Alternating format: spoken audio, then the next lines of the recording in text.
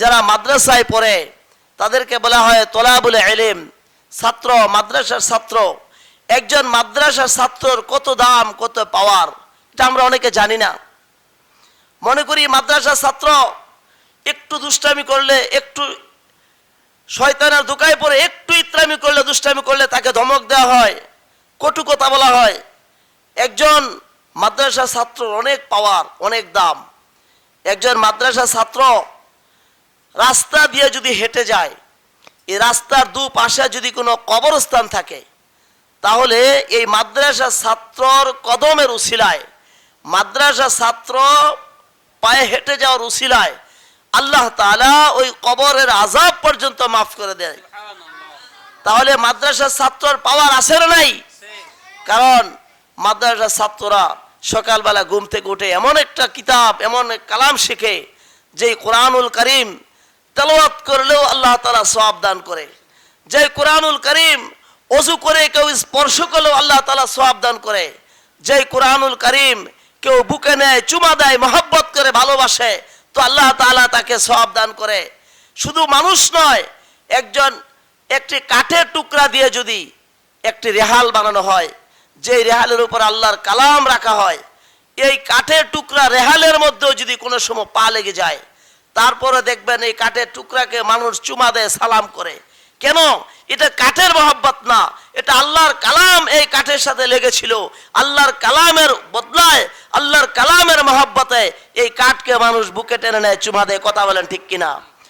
এমনি ভাবে একটি কাপড়ের টুকরাকে যদি কোরআনুল কারীমের গিলাফ বানানো হয়, কভার লাগানো হয়, যেমনি ভাবে কাঠের টুকরা পায়ের লাগার কারণে যেমনি ভাবে কাঠের টুকরাকে মানুষ চুমা দেয়, মহব্বত করে, ভালোবাসে, ঠিক কাপড়ের টুকরাকে যখন কোরআনুল কারীমের গিলাফ, এই কাপড়ের কভার যখন অজান্ত পায়ে লেগে যায়, তারপরে এটাকে বুকে টেনে নেয়, মহব্বত করে, চুমা দেয়। কেন?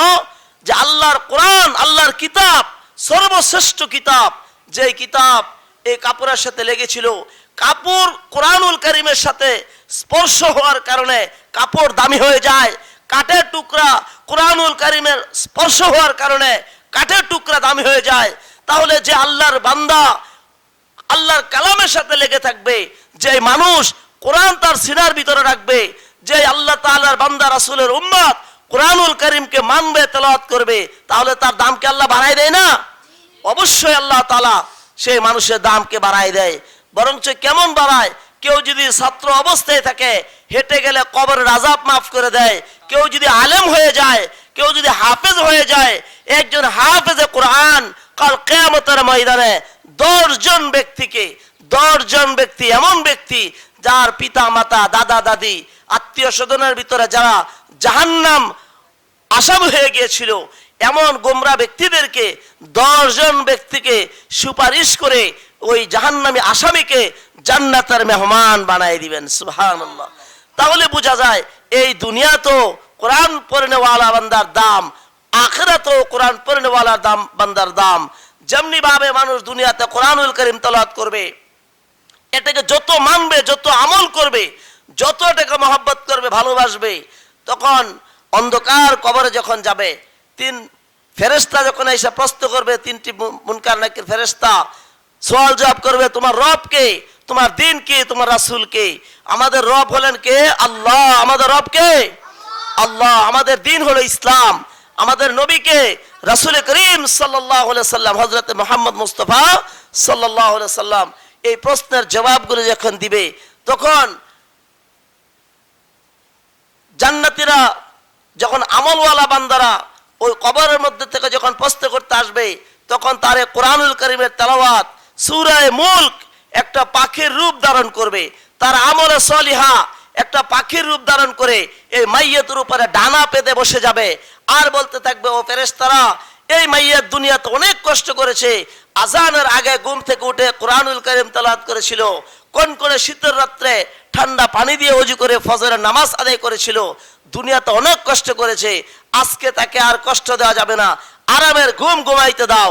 তোমার কি প্রশ্নের জবাব আছে বলো, আমি আল্লাহর কালাম তার প্রশ্নের জবাব দিয়ে দিব। মোহতারাম হাজিরিন, আমরা এখানে অনেক দাওয়াতি মেহমান আছে।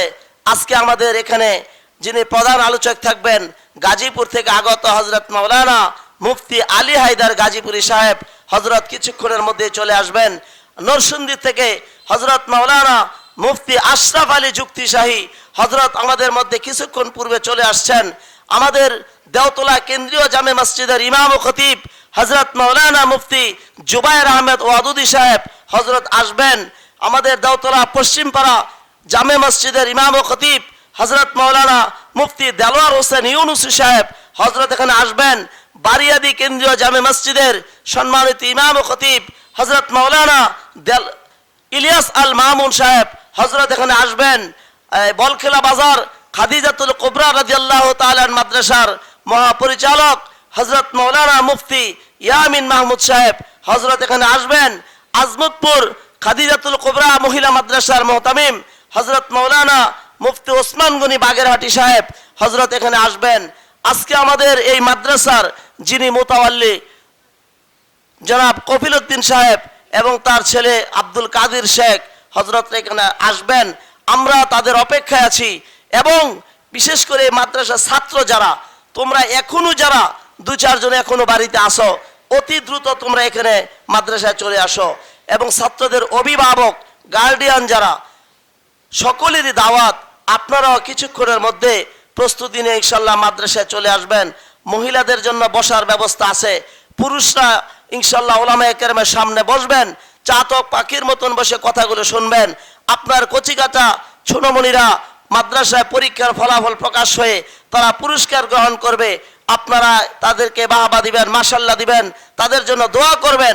আজকের শিশু আগামী দিনের ভবিষ্যৎ, প্রত্যেকটা শিশুকে যেন হাফেজ আলেম মুফতি মুহাদ্দিস জমানার বড় বড় পীর বুজুর্গ বানায় দেয়, সকলে বলে আমিন।